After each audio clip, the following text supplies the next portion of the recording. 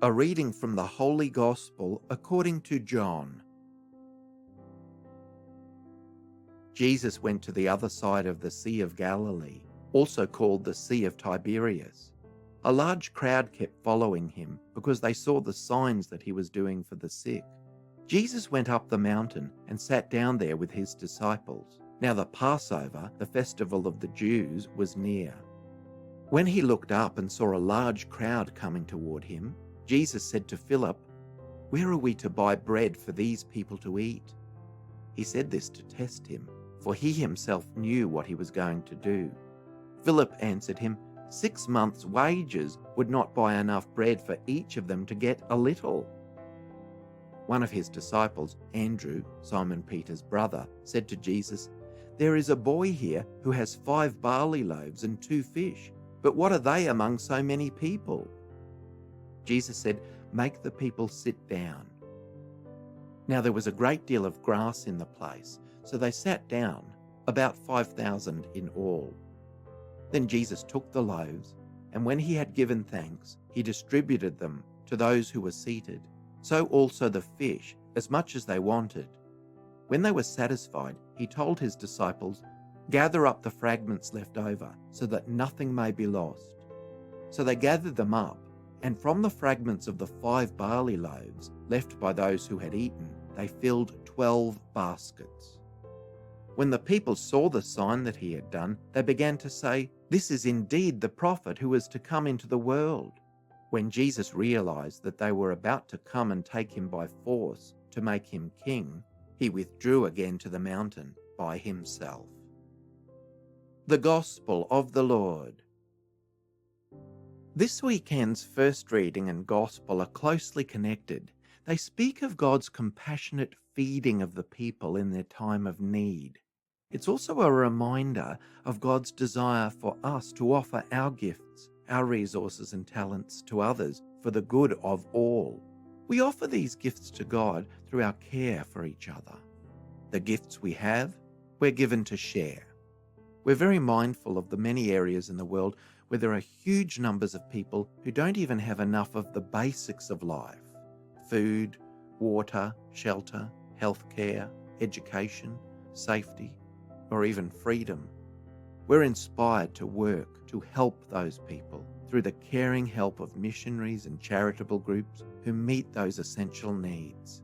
And the ideal is those groups who follow the example of Christ and meet people on the ground in their own situations. In the Gospel, it's been noted that our Lord is very careful to make it clear that his actions in feeding the crowd are not meant to be any kind of show of power or wonder. These acts were not intended to win him popularity.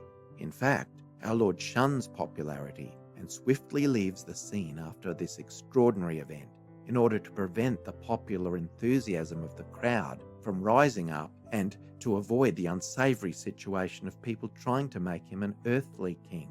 That's not what he wanted. Our Lord's actions are motivated only by compassion and for concern for the real needs of his people, real practical needs. And he calls on his disciples, that's us too, to do everything we can to use our resources that we have available to be real food for the hungry and help for those most in need. It's so reassuring to remember that God is the one who gives us what we need in due season. God has our concerns in his heart.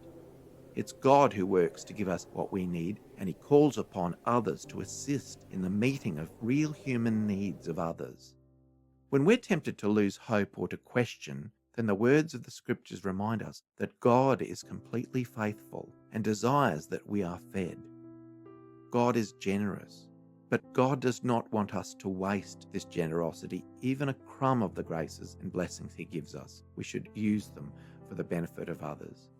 Our Lord calls us to give and keep giving without counting the cost, without the expectation of return. Our Lord promises to transform this heartfelt but humble offering of ours into many things of rich grace. There's a beautiful reflection attributed to St. Teresa of Kolkata, which I think was actually written by a man named Kent M. Keith and published in a 1968 college pamphlet. However, a copy of this reflection was kept on the wall in Mother Teresa's children's home. It goes like this: people are often unreasonable, irrational, and self-centered. Forgive them anyway. If you're kind, people may accuse you of selfish, ulterior motives. Be kind anyway. If you're honest and sincere, people may deceive you. Be honest and sincere anyway. What you spend years creating, others may destroy overnight. Create anyway. If you find serenity and happiness, some may be jealous. Be happy anyway. The good you do today will often be forgotten. Do good anyway. Give the best you have, and it may never be enough. Give your best anyway. End quote. The gospel does not make judgment or self-justification into the common bond between us, but rather God makes love and goodwill, generosity of spirit as the true bond that unites us all. We love our neighbour precisely because God's presence is in everyone around us, whether the others recognise it in return or whether or not they recognise the beauty of God's indwelling spirit in themselves or in their own actions. The second reading has St. Paul imploring us, pleading with us, live a life worthy of your vocation, in humility and gentleness, with patience, bearing with one another through love. I think it's fair to say that St. Paul would not have had to need to plead with us to bear with each other if it was already an easy thing to do. It's not easy to follow the way of our Lord.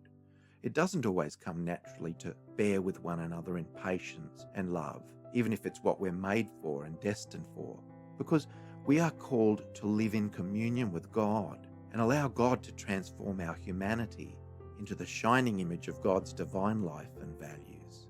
And that's something divine that comes from God's grace. Love, gentleness, and dignity are at the heart of everything our Lord does. Our Lord respects each and every person's dignity. And that's shown in the miracle of the loaves and fishes too. He asks that everyone sits down in groups, in little communities. The food is brought to the people and they eat it as equals with great dignity. It's not just handed out as if the recipients were mere beggars. No one wants to be treated just like a number. Many people are crying out for human and respectful interactions and experiences of real and nurturing community. Our Lord gives us both nourishment and dignity. Jesus never stops at half measures.